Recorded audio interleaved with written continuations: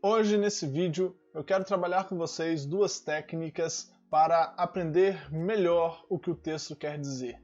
Eu quero trabalhar com vocês, a primeira técnica é a questão de identificarmos o que o texto fala sobre Deus. Eu quero mais uma vez exercitar aqui essa técnica com vocês. E a segunda técnica é a mesma de ontem, que é perceber no texto o propósito do livro. Ok? Nós já sabemos qual é o propósito do livro de Salmos e vamos perceber esse propósito aqui nesse salmo também, tá bom? Então se você quer aprender, se você quer ver mais dessas duas técnicas praticadas aqui no texto, fica comigo no vídeo.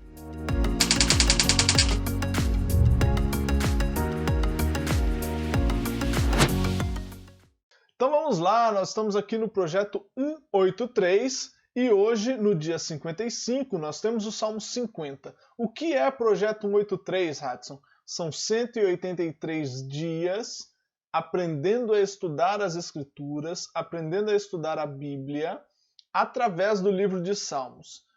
É desde o dia 1º de julho até o dia 31 de dezembro deste ano, se assim Deus nos permitir e se Cristo não voltar antes, esperamos que volte antes, nós vamos trabalhar esses 183 dias, já temos trabalhado e vamos continuar apresentando técnicas, apresentando dicas, e não só falando assim para você, olha, faz isso, mas falando assim, olha, você deve fazer isso e olha só como se faz. E é exatamente o que a gente tem feito aqui durante já 54 dias. E hoje, no dia 55, nós temos o Salmo de número 50. Eu separei o Salmo aqui, não está na ARA, está na versão da Bíblia Viva, tá bom? Então vamos ler o texto das Escrituras. Um texto muito lindo, por sinal. E diz assim o texto: Ó poderoso Deus, o Senhor convoca toda a humanidade de um lado ao outro da terra. A gloriosa luz de Deus brilha no alto do Monte Sião, o mais belo lugar do mundo. Nosso Deus se aproxima e fala com voz poderosa. À sua frente há um grande fogo que devora. À sua volta há uma forte tempestade. Ele veio para julgar seu povo, chamou os céus e a terra para serem testemunhas e disse: Reúnam o meu povo, aqueles que tomaram o compromisso de me obedecer, oferecendo um sacrifício no meu altar. Deus julgará o seu povo com a mais perfeita justiça. Os céus anunciam que ele é justo. Ó meu povo, escute bem o que vou falar. Estas são as minhas acusações contra você, Israel. Ouça bem, porque eu sou o seu Deus. Não estou zangado por causa dos sacrifícios e das ofertas queimadas que vocês trazem diariamente ao meu altar. Mas bois e bodes não é o que realmente desejo receber de vocês. Porque todos os animais nas florestas, todo o gado que pasta sobre os montes, são meus. Verso 11. As aves dos montes e os animais do campo, todos eles me pertencem. Se eu tivesse fome, não precisaria lhes pedir coisa alguma, pois tudo o que há no mundo é meu. Não pensem que preciso da carne dos bois e do sangue dos cabritos que vocês oferecem no altar. O que realmente desejo de vocês é o seguinte: tenham sempre um coração cheio de gratidão e cumpram as promessas de obediência que me fizeram. Confiem em mim quando estiverem em dificuldade. Assim eu os salvarei e vocês me darão glória. Mas ao pecador teimoso e desobediente, Deus diz: de que adianta ficar repetindo as minhas ordens escritas e as minhas promessas, se no fundo do coração você despreza a minha disciplina e desobedece minha palavra? Verso 18. Você sente prazer em ver o ladrão roubar e procura a companhia de quem rouba a mulher do próximo. Sua boca está sempre pronta a falar coisas ruins e espalhar mentiras. Com suas palavras de calúnia você procura destruir seu próprio irmão. Até agora estive calado e por isso você pensou que eu não me importava. Mas agora chegou a hora do seu julgamento. Eu lhe mostrarei todos os seus pecados. Pensem nisso e arrependam-se todos vocês que deixaram Deus de lado. Se recusarem, ele destruirá cada um de vocês e ninguém poderá lhes dar a menor ajuda para escapar. Sabem quem é que me louva de verdade? É a pessoa que me dá a oferta de um coração agradecido. Quem se esforça para andar nos meus caminhos receberá a salvação de Deus. Uau, que texto! Um texto realmente maravilhoso.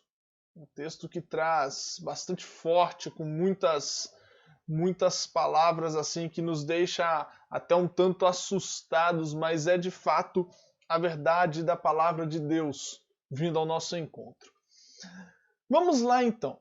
A primeira coisa que eu quero trabalhar com vocês aqui, eu não vou trabalhar isso no texto todo, porque eu vou trabalhar em uma parte do texto e depois eu vou deixar para você trabalhar esta mesma técnica no restante do texto, ok? Como uma tarefa, como algo para você exercitar sem apenas me ouvir fazendo, mas você fazer por si próprio, ok?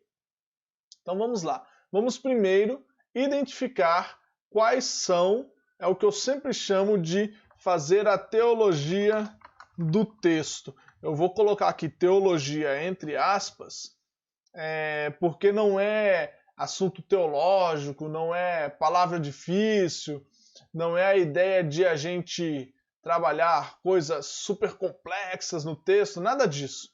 Fazer a teologia do texto, que eu chamo, é identificar o que o texto nos fala de forma clara sobre Deus, ok? Entender ou pensar, pegar as ideias que o texto fala sobre a pessoa de Deus, ok? Então vamos começar aqui, e logo a primeira palavra aqui é poderoso Deus. Já vamos copiá-lo aqui, poderoso Deus. Vamos colocar aqui um numeral. Então aqui já fala do poder de Deus, ok?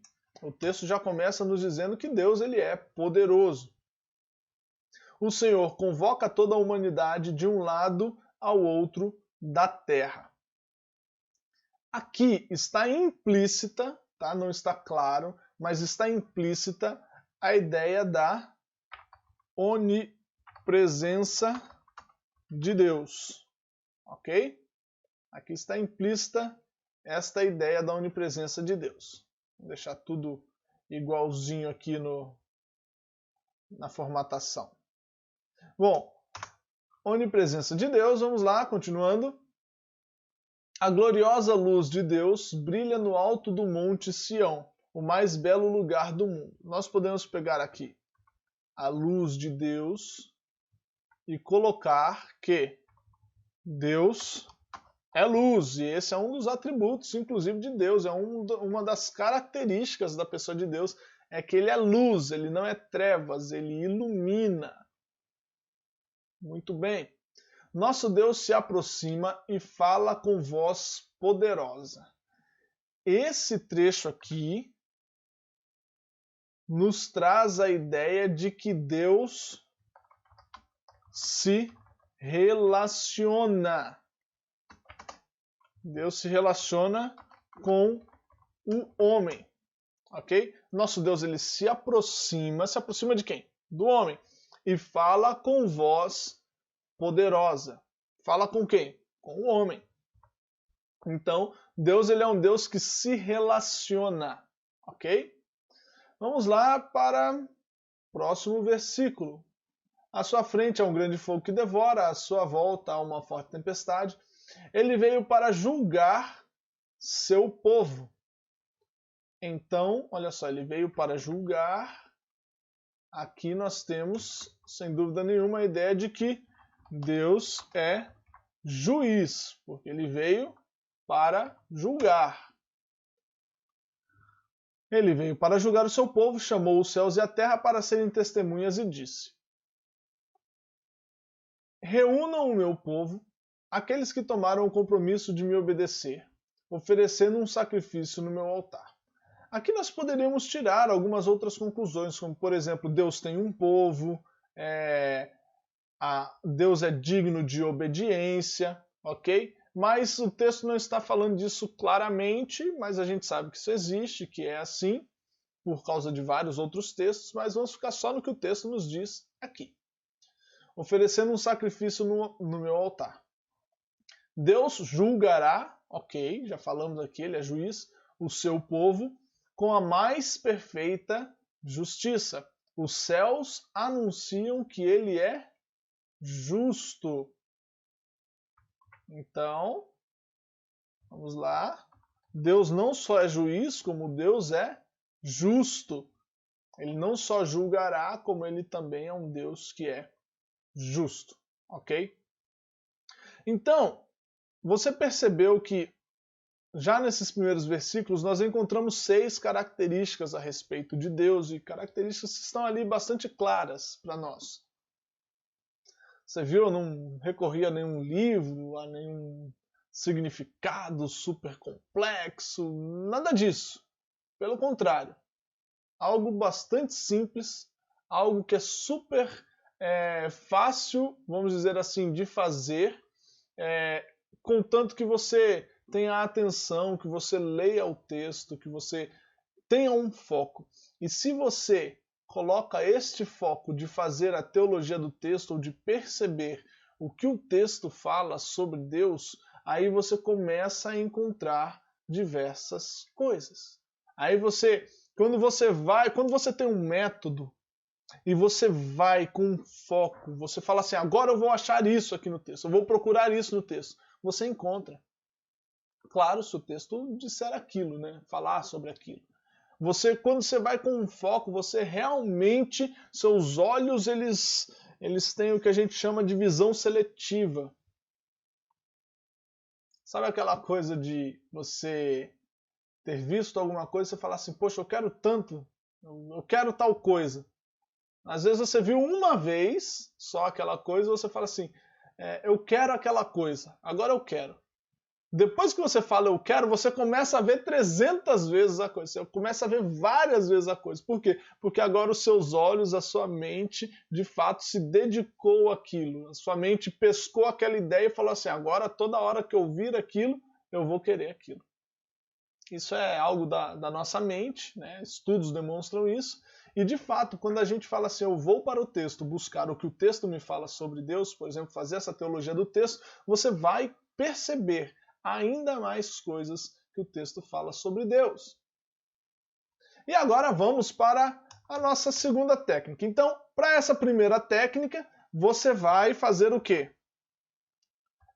Você vai depois pegar o restante dos versículos. Nós paramos no versículo... Qual versículo nós paramos? No versículo 6. Você vai pegar depois, a partir do versículo 7, e perceber em cada versículo o que o texto fala sobre Deus. Fazer essa teologia do texto, ok? E agora vamos para... Deixa eu copiar aqui para ficar mais bonitinho.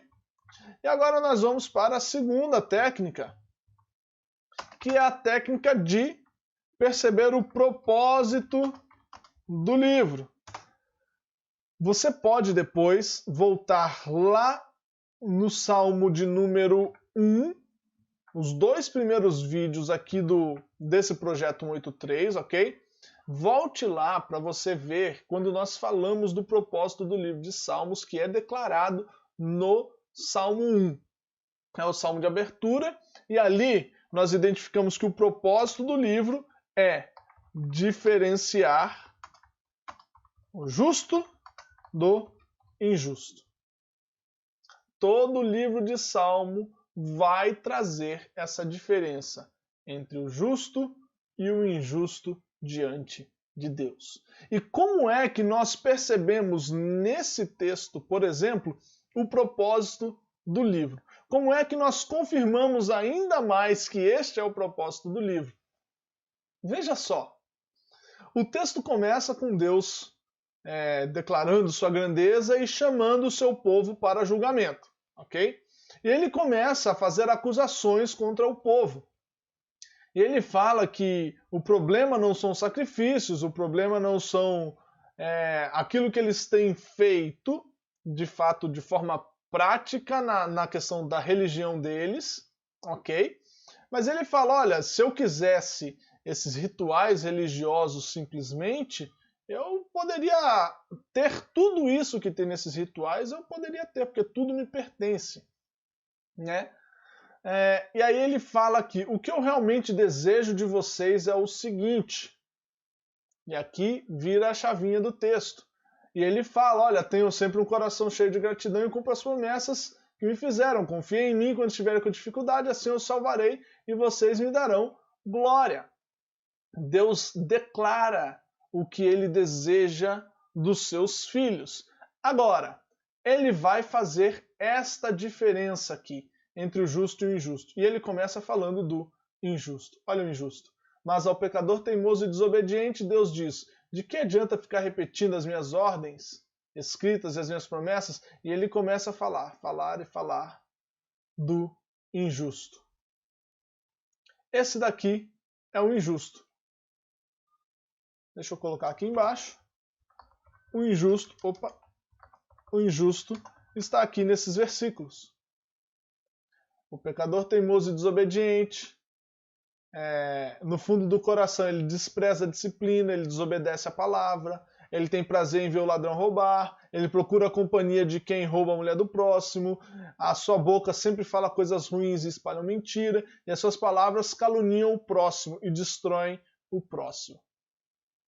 Destroem o seu próprio irmão. Esse é o injusto. Agora, depois, ele vai trazer quem é o justo. E está aqui. Primeiro, aliás, antes ele vai falar o que ele fará. E ele chama o injusto ao arrependimento. Olha, pensem nisso, arrependam-se. Se vocês recusarem, vocês vão sofrer um julgamento. Agora, aí ele vai falar quem é o justo. Sabem quem é que me louva de verdade?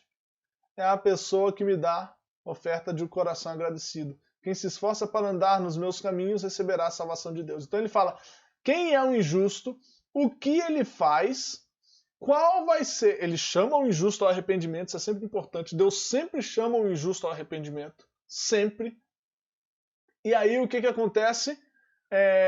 Caso ele não se arrependa, se ele se recusar a arrepender-se, ele sofrerá um julgamento. E aí depois ele fala, quem é o justo? O justo é esta pessoa que dá oferta com o coração agradecido, né? Que cultua a Deus com o coração agradecido, né? Que não é oferta a questão financeira necessariamente. É quem se esforça para andar nos meus caminhos. Quem se esforça para andar nos meus caminhos receberá a salvação de Deus, ou seja, esta aqui é a consequência que o justo receberá. Está aqui então a diferença entre o justo e o injusto. E aqui nós percebemos que mais uma vez, mais um salmo que demonstra o propósito do livro, fazer a diferença entre injustos e justos. E Deus ele faz, nessa diferenciação, ele fala sobre os dois, ele fala essas coisas. Ó. Quem é o injusto, quem é o justo, quais suas atitudes. Ele chama o injusto ao arrependimento. Isso aqui só acontece com o injusto, certo? Isso aqui eu vou até colocar entre parênteses e vou colocar menorzinho aqui, porque é algo que ele só faz com o injusto. Ele fala então quem é, quais são suas atitudes. Ele fala também qual a consequência de sua conduta.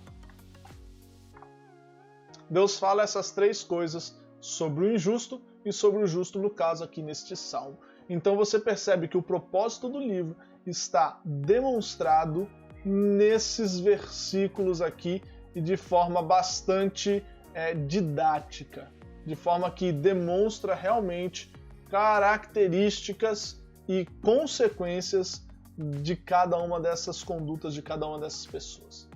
Então é isso que eu queria mostrar para vocês, essas duas técnicas aqui hoje. Hoje um vídeo praticamente um vídeo duplo, né? Não se esqueça, continua o exercício da primeira técnica aqui para você praticar, tá bom? para que não seja só, assisti o vídeo, vi lá como é que faz, só que você nunca faz sozinho. A ideia é que você faça, que você exercite, que você realmente corra atrás e que você tenha a sua experiência com a Bíblia transformada. Que você não seja dependente de vídeo da internet. A minha ideia aqui é te ensinar para que você consiga pegar a sua Bíblia, ler e entender por si só, tá bom? Que Deus te abençoe. Se esse vídeo foi abençoador para você, olha, compartilha com mais alguém. Se você já tem exercitado essas duas técnicas, coloca aí embaixo. Se você ainda não exercitou, coloca aí, olha, não exercitei, mas eu vou fazer isso aqui. E quando você fizer, por exemplo, o exercício dessa primeira técnica, coloca aí embaixo também o que você achou nos versículos. Olha, no versículo tal eu achei que Deus é isso, que Deus faz dessa forma, que Deus age assim, que Deus tem tal característica. Tá bom? Pra gente aprender, para eu aprender com você e também para você poder ajudar outros irmãos que também estão aqui aprendendo, tá bom? Que Deus te abençoe e até a próxima!